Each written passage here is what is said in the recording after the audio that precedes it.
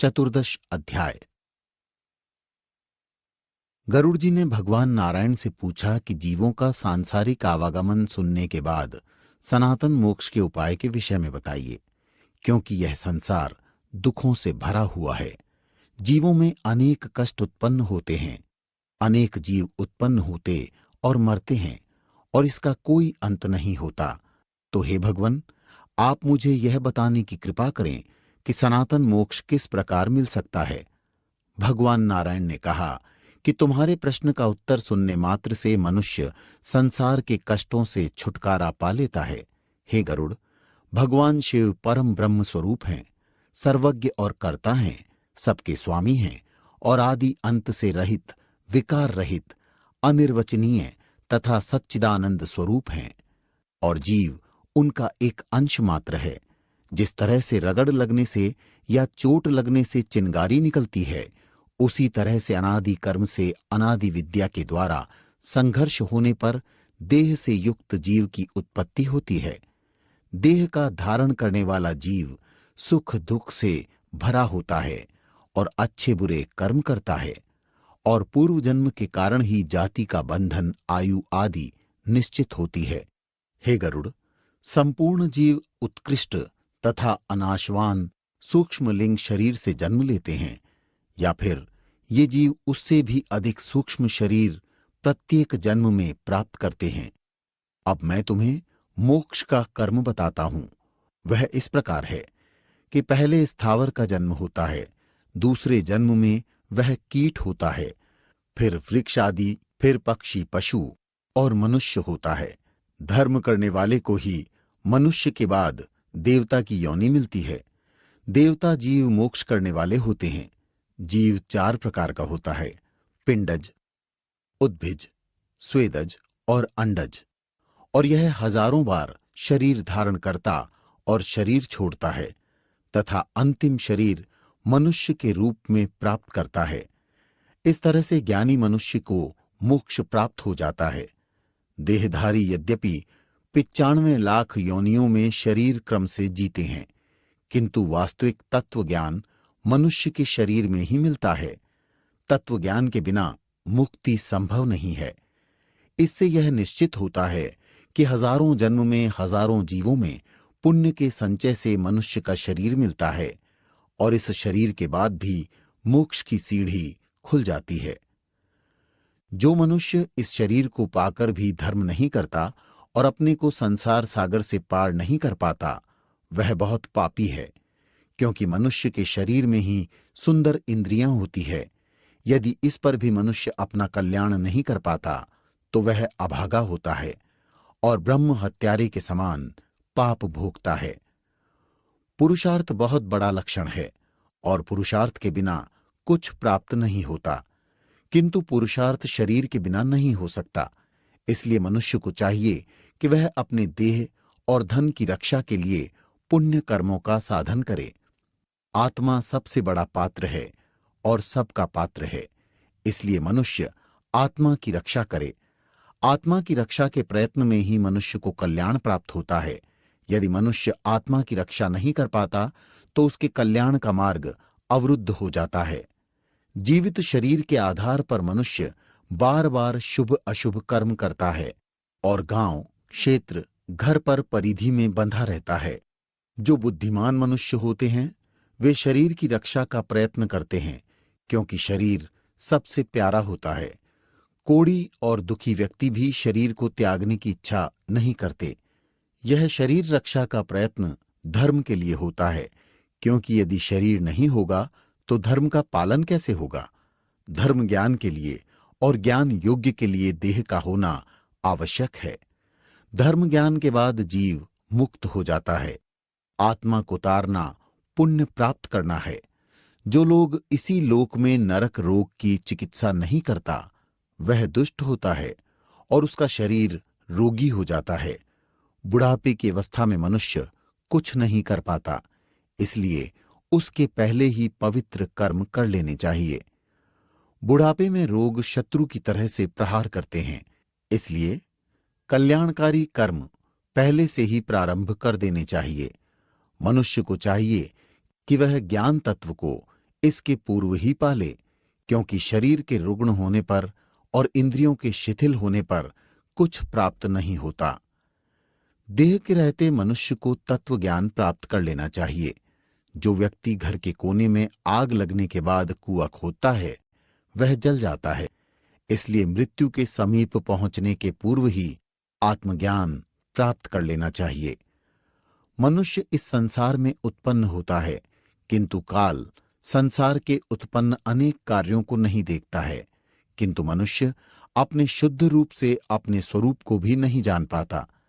जिन कारणों से मनुष्य दूसरों को दुखित देखता है, आपत्ति में फंसा हुआ पाता है, कष्ट प्राप्त करता हुआ अनुभव करता है, मनुष्य स्वयं उन्हीं कार्यों को करता है। यह आश्चर्य की बात है। वह पाप से नहीं डरता, जबकि जानता है कि पाप का दुष्फल मिलेगा। मनुष्य यह जानता है कि सारी संपत्ति स्वप्न के समान है, फूल के समान जवानी है और आयु बिजली की तरह से चंचल है। कभी भी कुछ भी नष्ट हो सकता है, किंतु फिर भी वह पाप कर्म में लीन रहता है। मनुष्य को चाहिए कि मानव जन्म में अपनी सार्थकता प्राप्त कर ले। बिना इसके धैर्य नहीं प्राप्त हो सकता। मनुष्य को 100 वर्ष का जीवन मिला है, इसे भी वह सोने और आलस्य में बिता देता है। उसे चाहिए कि वह जीवन को निरर्थक होने से बचाए। उसे चाहिए कि वह ब्रह्म के समान होने के उपाय करता रहे। जो मनुष्य उपाय करने योग्य समय में उद्योग नहीं करता और जानने योग्य समय में चिंतन नहीं करता और भय तथा मायावी संसार में विश्वास करता है, वह मनुष्य नष्ट हो जाता है। सभी मनुष्य मारे जाते हैं। यद्यपि पानी में उठे बुलबुले के समान इस देह में आत्मा विद्यमान रहती है, किंतु जो व्यक्ति भक्ति को चलायमान और धन को अचल समझते हैं, वे गलती करते हैं। वास्तविक परिणाम को जानकर जो मनुष्य धन को केवल सामान्य प्रयोजन के लिए नहीं मानता, उसे आत्मज्ञान नहीं होता। देह माया से मोहित होकर जो मनुष्य यह जानते हैं कि आत्मज्ञान से मोक्ष होता है, वे भी आत्मज्ञान के अभाव में मोक्ष नहीं प्राप्त कर पाते। इस जीवन में मनुष्य शुद्ध ज्ञान मार्ग को देखकर अनदेखा कर देते हैं और ज्ञान की वाणी नहीं सुनते। वे नहीं जानते कि यह संसार काल रूपी सागर में डूब रहा है। मृत्यु, रोग आदि इस सागर में ग्राह के समान है। इन ग्राहों के कारण उसे बहुत कष्ट मिलता है, किंतु काल की गति अबाध है और वह प्रत्येक क्षण क्षीण होने का मनुष्य को भी नहीं पता चलता है, क्योंकि काल न मनुष्य के द्वारा ग्रहण किया जाता है और न उसके द्वारा जाना जाता है। वह जल में स्थित कच्चे घड़े के समान नष्ट होता रहता है, लेकिन उसका पता नहीं चलता। पवन को बांधा जा सकता है और आकाश का खंडन भी संभव है। तरंगों को गूंथा जा सकता है, लेकिन आयु पर विश्वास करना संभव नहीं है। यह संपूर्ण पृथ्वी काल के बल से चलती है। काल के बल पर ही कहीं पर पर्वत होते हैं और कहीं पर समुद्र। ये परस्पर बदलते भी रहते हैं। तो फिर इस छोटे से शरीर की क्या महत्ता है? इसलिए अपना पराया सोचना बिल्कुल व्यर्थ है।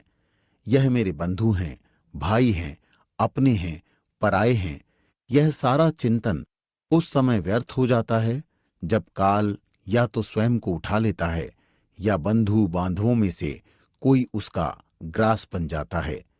किंतु मनुष्य अपने कार्य के विषय में सोचता हुआ कि यह हो गया और बाकी है तथा और करना है, अंततः यम की ओर अग्रसर होता है।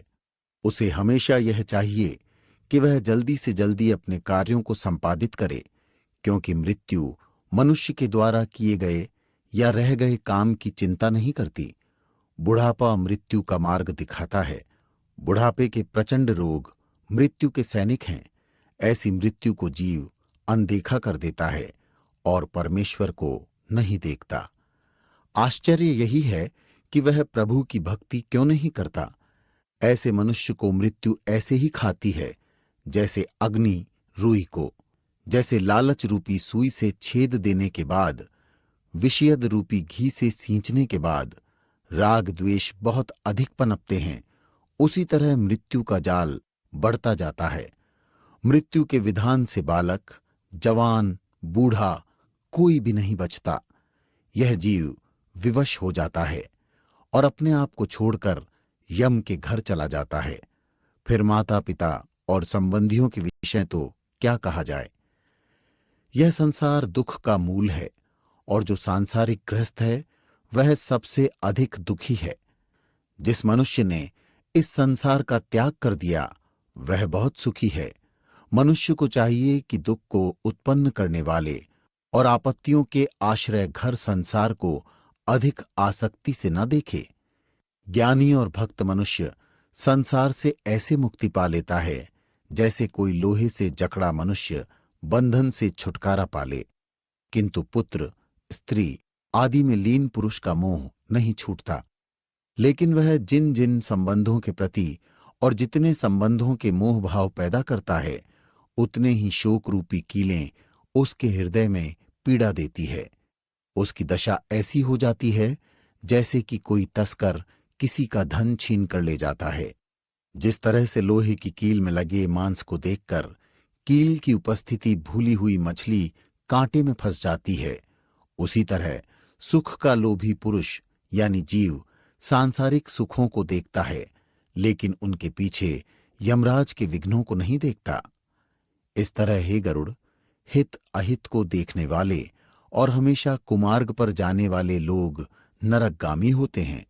मनुष्य के बीच में नींद, खाना, पीना पशुओं के समान ही होता है।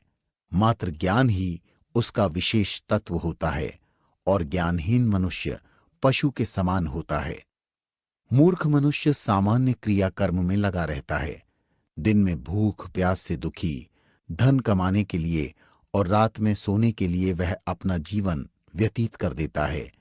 अज्ञान से मोहित होकर वह अपने जीवन का सच्चा धर्म नहीं निभा पाता। उसे यह भी नहीं मालूम पड़ता कि संसार में तल्लीन जीव अज्ञान के कारण मरता है। इसलिए धन आदि का संग छोड़कर मनुष्य को सज्जनों का संग ही करना चाहिए। सज्जनों का साथ बहुत बड़ी औषधि है। मनुष्य के जीवन में विवेक और सत्संग ये ऐसे दृष्टि संपन्न नेत्र हैं जिनसे मनुष्य भले बुरे की पहचान कर सकता है। जिनके पास ये नेत्र नहीं होते वे कुमार्गगामी हो जाते हैं। सभी मनुष्यों का कर्तव्य है कि वे अपने वर्णाश्रम आचार में तत्पर होकर दूसरे धर्मों को भी जानें। अहंकारी मनुष्य नष्ट हो जाता है। कुछ लोग कर्म में अधिक लीन रहते हैं और कुछ धर्म में। जो लोग अज्ञान से घिरे हैं उनके साथ धोखा हो जाता है। उनकी असली पूंजी नष्ट हो जाती है।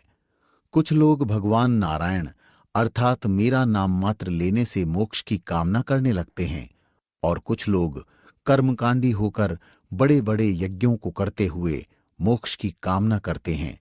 कुछ लोग उपवास करते हुए शरीर को सुखा देते हैं और मोक्ष की कामना करते हैं। लेकिन मेरी माया से मोहित होकर इस प्रकार परोक्ष रीति से मोक्ष की प्राप्ति नहीं होती, क्योंकि देह को दंड देने से ज्ञान उत्पन्न नहीं होता। यह ऐसा ही होता है जैसा सांप को मारने के लिए खाली बांबी पर आक्रमण किया जाए। जो लोग जटाओं के भार से घिरे रहते हैं, मृग चर्म धारण करके घमंडी ज्ञानियों की तरह नगरों और ग्रामों में घूमते हैं और दूसरे लोगों को भी भ्रम में डालते हैं, उन्हें मैं प्राप्त नहीं होता। जो व्यक्ति संसार से उत्पन्न सुख में लीन रहते हैं और अपने को भी ब्रह्म से उत्पन्न हुआ मानते हैं, उन्हें भी मैं नहीं मिलता हूं। हे गरुड़, षड दर्शन रूप महाकुएं में गिरे हुए अनेक मनुष्य परमार्थ के वास्तविक रूप को नहीं जानते। वे पशुओं के समान बंधे हैं। कुछ लोग कर्म से और ब्रह्मज्ञान से भ्रष्ट हो जाते हैं, क्योंकि उनमें अहंकार हो जाता है। ऐसे पुरुषों को त्याग कर देना चाहिए। ऐसे लोग कहाँ मुक्ति पाते हैं जो घर और वन में समानता करते हुए निर्लज्जतापूर्वक दिगंबर होकर घूमते हैं। केवल मिट्टी और भस्म लगाने से मुक्ति प्राप्त नहीं होती। जो पुरुष तपस्वी के रूप में घास, पत्र, पानी आदि पीते रहते हैं, वे वास्तविक तपस्वी नहीं होते। जन्म से मरण तक गंगा में रहने वाले मछली और मेंढक क्या स्वर्ग को चले जाते हैं? इस प्रकार मुझे प्राप्त करने के बाहरी उपाय समुचित नहीं होते और न इन बाह्य उपायों से मोक्ष की प्राप्ति होती है। पपीहे पृथ्वी में गिरे जल को कभी नहीं पीते और पारावत पक्षी एक एक कण का आहार करते हैं, किंतु वे सब व्रती नहीं हो जाते। हे गरुड़, संसार के अनेक कर्म लोक रंजन के लिए हैं, उनसे मोक्ष का कोई संबंध नहीं। मोक्ष तो केवल तत्वज्ञान से ही संभव है। वेद शास्त्रों से युक्त घोर समुद्र में गिरे हुए तार्किक पंडित शास्त्रों और संवादों के कुचक्रों में फंसे रहते हैं। वे भी तत्वज्ञान को नहीं जानते। अनेक लोग ऐसे होते हैं जो वेद शास्त्र और पुराणों को बाहर से जानते हैं, लेकिन उन्हें हम तत्वज्ञानी नहीं कह सकते। वे पंडित केवल प्रदर्शन के लिए होते हैं। वे केवल कोए के समान बोलते हैं। कुछ लोग वास्तविक तत्वज्ञान के अभाव में केवल शास्त्रों को पढ़कर ही अपने को ज्ञानी समझने लगते हैं। उनकी इंद्रियां व्याकुल रहती है। परम तत्व इन सब से परे कुछ और तत्व है।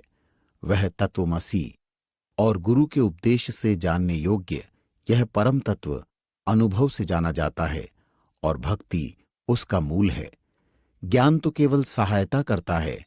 केवल शास्त्र को पढ़ने वाले तत्वज्ञान से वैसे ही दूर रहते हैं जैसे करछी रस के स्वाद से दूर रहती है।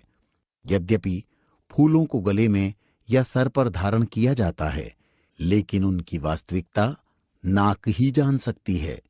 मूर्ख लोग व्यर्थ में तर्क वितर्क से परम ज्ञान को प्राप्त करने की कोशिश करते हैं। ज्ञान से हीन व्यक्ति अध्ययन से तत्वज्ञान नहीं प्राप्त कर सकता।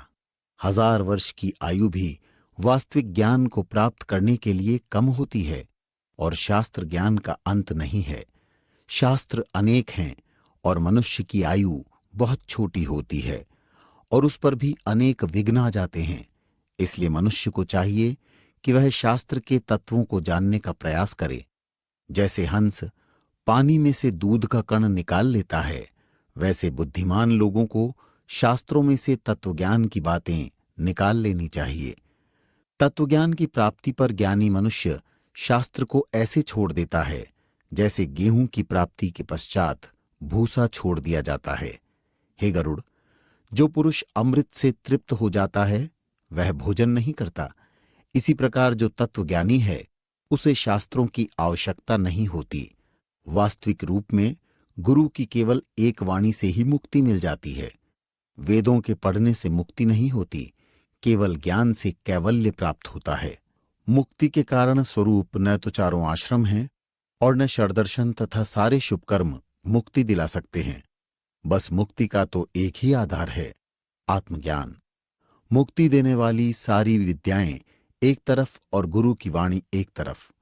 जिस तरह से संजीवनी काष्ठ ही प्रमुख होती है, उस तरह अद्वैतवाद ही विश्व रूप है। यह गुरु के मुख से प्राप्त होता है और करोड़ों शास्त्रों को पढ़ने से भी नहीं मिलता। ज्ञान 2 प्रकार का कहा गया है, एक शास्त्रों में लिखा हुआ और दूसरा अपने अनुभव से प्राप्त। शास्त्र का ज्ञान एक शब्द मात्र है, लेकिन जो अपने अनुभव को प्राप्त होता है वही ज्ञान पर ब्रह्म रूप है।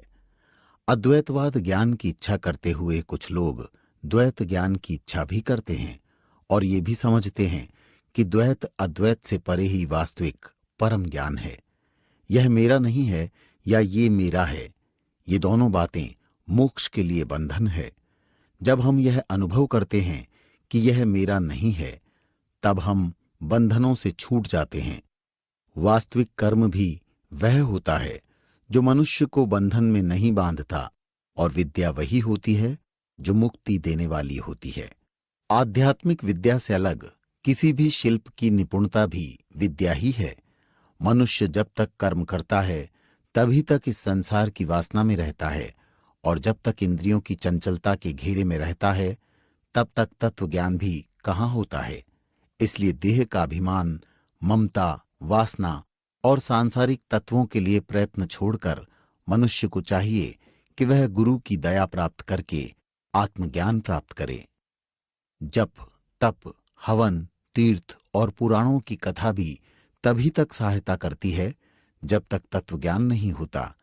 इसलिए मैं तुमसे यह कहता हूं कि हे गरुड़, सत्यनिष्ठ होने पर ही मनुष्य मोक्ष की ओर पग बढ़ा सकता है। आध्यात्मिक आदि तापों से तपे हुए लोग मोक्ष रूपी वृक्ष की छाया का आश्रय लेने का प्रयास करते हैं। इस दृष्टि से श्री गुरु के मुख से आत्मज्ञान को प्राप्त करना चाहिए और इस आत्मज्ञान से जीव संसार रूपी वृक्ष की छाया का आश्रय लेने का प्रयास करते हैं। इस दृष्टि से श्री गुरु के मुख से आत्मज्ञान को प्राप्त करना चाहिए और इस आत्मज्ञान से जीव संसार रूपी बंधन से छूट जाता है। जीव अंतकाल आने पर आत्मज्ञान से ही निर्वाण को प्राप्त होता है। अंतकाल आने पर मृत्यु के भय से रहित त्याग रूपी शास्त्र के द्वारा अपने मोह को काटकर मनुष्य को चाहिए कि वह राग से रहित हो जाए। घर का त्याग करने के बाद तीर्थ के जल में स्नान करे और विधिपूर्वक बनाए हुए कुशा और मृगचर्म को धारण करे और इन्हीं के आसन पर सोए। महान अक्षर ओमकार का अभ्यास करते हुए अपने श्वास को जीतकर ब्रह्म का स्मरण करे और अपने मन को रोके। बुद्धि सारथी है, मन और इंद्रियां घोड़े हैं। इन्हें बुद्धि के द्वारा रोककर कर्म में प्रेरित करना चाहिए कि ऐसा करता हुआ वह अपने आप को अनुभव करे कि वह परम धाम है।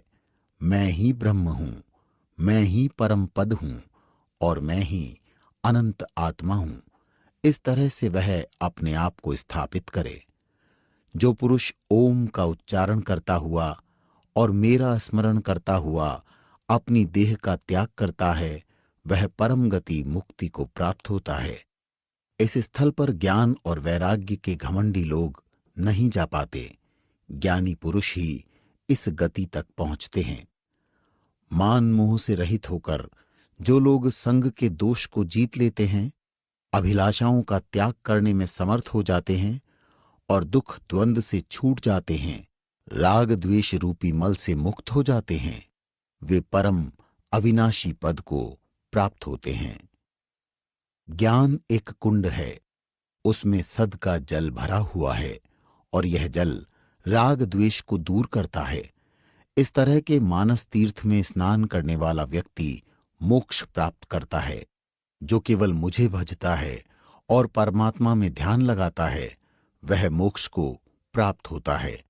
जो व्यक्ति अपनी मृत्यु की चिंता न करता हुआ तीर्थों में निवास करता है और मुक्ति प्रदान करने वाले क्षेत्र में मरता है, उसे मोक्ष मिलता है।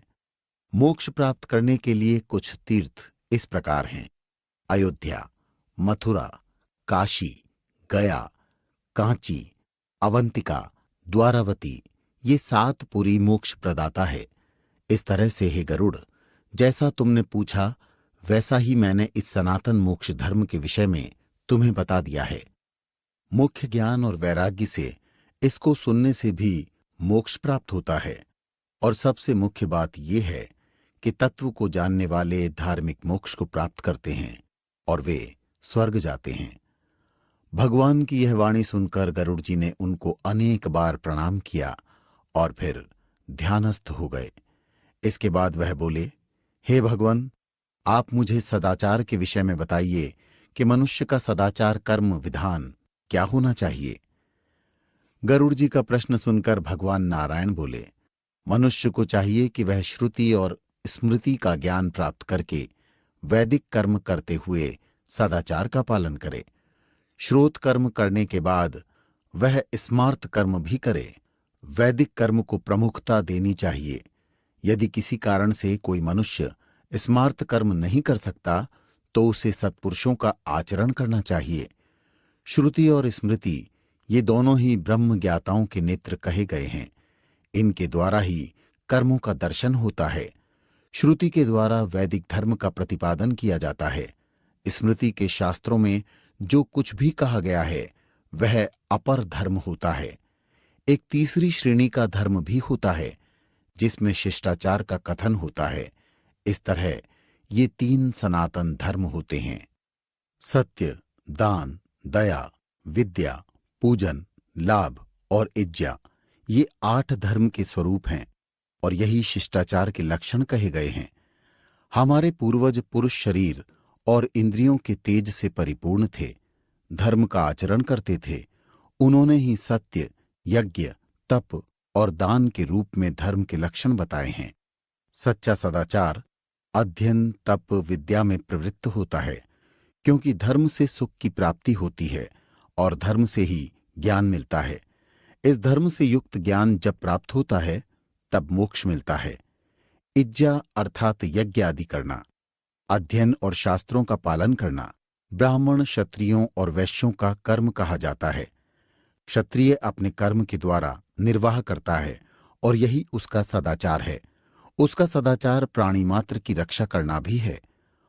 पशुओं का पालन करना, खेती और दुकानदारी वैश्य का धर्म है। शूद्र का कर्म है वह द्विजातियों की सेवा करे।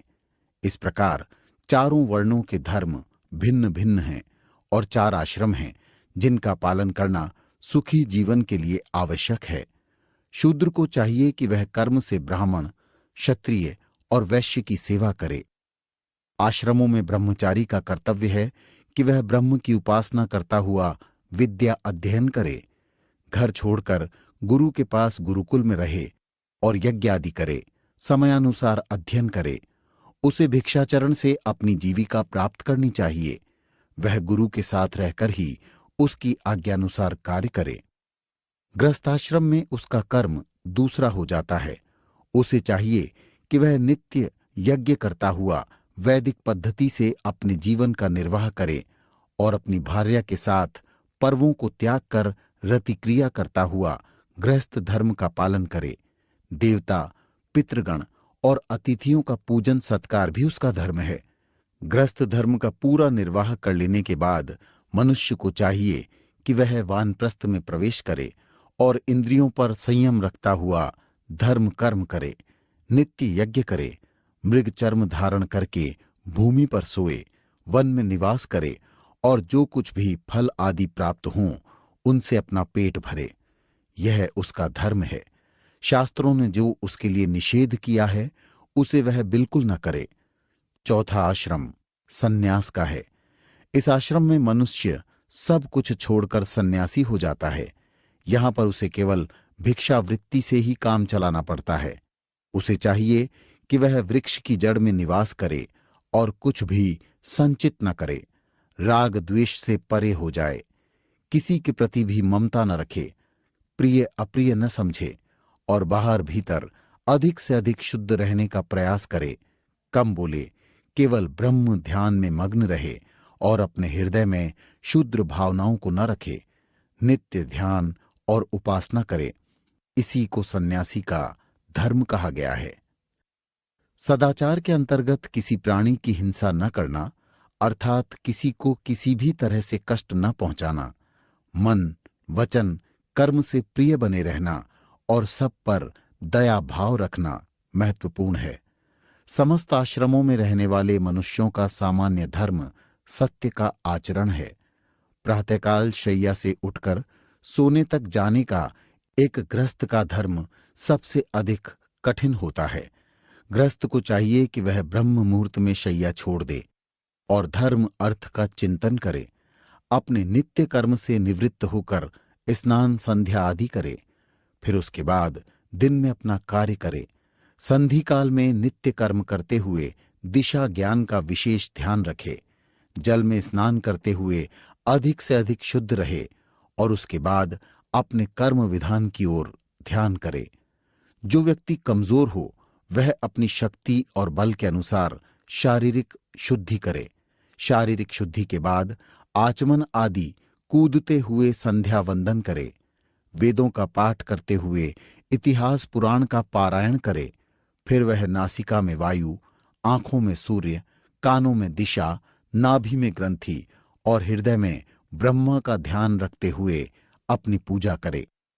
यति लोगों को चाहिए कि वह 3 बार स्नान संध्या करे और ब्रह्मचारी के लिए 1 बार का स्नान पर्याप्त है। दिन और रात के मिलने वाले स्थल को संध्या कहा जाता है और यह संध्या कर्म सदाचार का मुख्य अंग है। ज्ञानी पुरुष ब्रह्मा, विष्णु और शिव को अलग अलग नहीं समझते और इस लोक में मंगलमय वस्तुओं ब्राह्मण, गऊ, कुशासन, हिरण्य, घी, सूर्य, जल और राजा है। इनको ध्यान करते हुए अर्चना और पूजा करे। जो वस्तु पोष्य है उसका पोषण करे, केवल अपनी ही चिंता न करे, क्योंकि जो अपना ही पेट भरता है वह जीवित होते हुए भी मरे हुए के समान होता है। कर्म के अर्थों के स्वरूप में पर्वत और नदियों की क्रियाएं सामान्य होती है, और यह भूमि संपूर्ण रत्नों की खान है। पशु, धन, धान्य अर्थ के कार्य के योग से ही होते हैं। इसलिए मनुष्य को चाहिए कि वह किसी से द्रोह न करे और सामान्य काल में रखकर जीवन यापन करे। जीवन यापन का धन 3 प्रकार का होता है: शुक्ल, शकल और कृष्ण। इनके भी 7 प्रकार के विभाग होते हैं। पितृ परंपरा से प्राप्त धन, किसी के द्वारा प्रेम से दिया गया धन, पली या किसी और की सहायता से प्राप्त धन, यही 3 प्रकार के धन संपूर्ण रूप से जीवन का आधार बनते हैं। ब्राह्मण का धन 3 प्रकार का होता है: भिक्षा से प्राप्त, अध्ययन से प्राप्त और प्रतिग्रह से प्राप्त होने वाला धन। क्षत्रिय का धन भी 3 प्रकार का होता है, और यह विषय धन कहलाता है: 1 करों के द्वारा प्राप्त धन, 2 दंडों से प्राप्त धन, 3 विजय प्राप्त करने के बाद प्राप्त धन। इस तरह वैश्य का धन भी 3 प्रकार का होता है: कृषि के द्वारा प्राप्त धन, जिसमें पशुपालन और वाणिज्य व्यवसाय और मुनाफे का धन भी सम्मिलित है। यदि ब्राह्मण आपत्ति काल में उपस्थित होता है तो उसे इस प्रकार का धन लेने से कोई पाप नहीं लगता। कभी कभी कृषि कर्म में अनावृष्टि हो जाती है और बाधा उपस्थित होती है, लेकिन उसकी कमी दूसरे स्थानों पर जाकर धन कमाने से पूरी की जाती है। किसान कर के रूप में राजा को धन देते हैं। विद्या, शिल्प, दुकानदारी भी जीवन के निर्वाह के कारण होते हैं। इस प्रकार प्रतिग्रह में कोई दोष नहीं होता। सब वर्णों को धन के स्वरूप को भी देखना चाहिए। अक्सर वृत्ति के द्वारा प्रायश्चित करके विशुद्ध कर लेने का विधान भी है। नित्य कर्मों में जो मनुष्य स्नान आदि नहीं करता, उसे जप और हवन करने का अधिकार नहीं है। स्नान की दृष्टि से शरीर और मन दोनों का प्रक्षालन होना आवश्यक है। तालाबों, तीर्थों और नदियों में किया गया स्नान क्रिया स्नान कहलाता है। तीर्थों में पापों से छुटकारा मिलता है और नित्य नैमित्तिक और क्रियांत तथा मलकर्षण स्नान तीर्थ के अभाव में कर लेना चाहिए। भूमि से निकाला हुआ जल पुण्य जल होता है। सरोवर का जल भी पवित्र होता है। सरोवर से अधिक नदी का जल पवित्र होता है। गंगा का जल वैसे तो पवित्र होता है और तीर्थों में यह जल और भी अधिक पवित्र हो जाता है। इस प्रकार तीर्थ में स्नान करने से मनुष्य पाप मुक्त हो जाता है। सदाचार की दृष्टि से व्रत का बहुत अधिक महत्व है, लेकिन श्रद्धा से युक्त होकर नित्य प्रातःकाल स्नान करने वाला व्यक्ति यह फल बहुत जल्दी पा लेता है।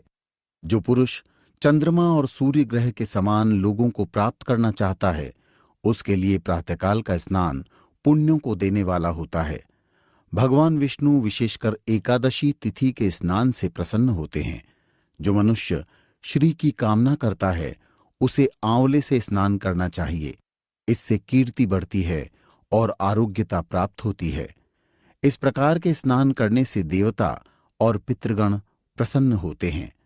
नदी में स्नान करते हुए जो मनुष्य पितृगणों का ध्यान करता है और उन्हें तिलांजलि देता है, उसे बहुत पुण्य होता है। इस तरह जल में स्नान करते हुए मनुष्य को चाहिए कि वह मंत्र का उच्चारण करते हुए देवताओं की अर्चना करते हुए स्नान करे। ब्रह्मा, विष्णु और सूर्य की अर्चना करते हुए उन्हें जल का समर्पण करे। मनुष्य को चाहिए कि वह अर्चना प्रारंभ करते हुए देवताओं को अर्घ्य दान दे और फिर पुष्पांजलि अर्पित करे, फल भी समर्पित करे, फिर जल में ही आचमन करे और तीर्थ की परिकल्पना करते हुए स्नान करे। शूद्र को चुपचाप नमस्कार के साथ आचमन करना चाहिए। स्नान करने के बाद मनुष्य को चाहिए कि वह मधुर पदार्थ खाए और बीच में अन्य अन्न का सेवन करे। तीखे तथा खट्टे स्वाद वाला अन्न बाद में खाए और सबसे अंत में दूध का पान करे। रात में भूमि पर सोए तो बहुत अच्छा।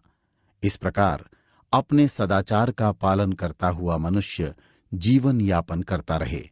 जो मनुष्य शास्त्र के अनुसार सदाचार धर्म का निर्वाह करता है, वह स्वयं ब्रह्म पद को प्राप्त होता है।